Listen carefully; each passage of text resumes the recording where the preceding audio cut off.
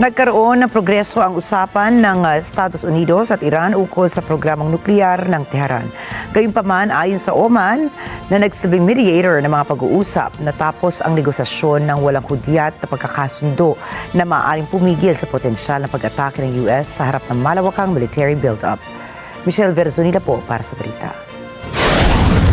Naganap ang maghapong pag-uusap sa Geneva sa tirahan ng Omani Ambassador to the United Nations. Plano ng dalawang partido na ituloy agad ang pag-uusap matapos kumonsulta sa mga kabisera ng kani-kanilang bansa. Sa X, sinabi ni Omani Foreign Minister Sayed Badir Al-Busaidi na may mahalagang progresong naganap pero wala na siyang iba pang detalyeng ibinahagi.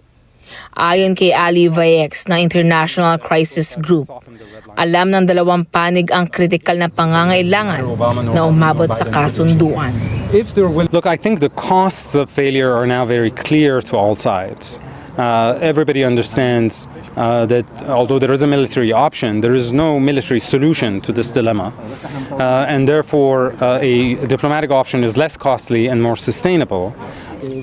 Sinabi ni Vayex na maaaring basehan ng kasunduan ang pag-ayon ng Iran na suspindihin ang kasalukuyan uranium enrichment nito at limitihan sa hinaharap. The parties can get creative and there could be joint economic and commercial projects that could be defined so that the US could ensure that sanctions relief will be used to the benefit of the Iranian people and not for any other activity that could endanger US interests. At ang kapalit? Sanctions relief.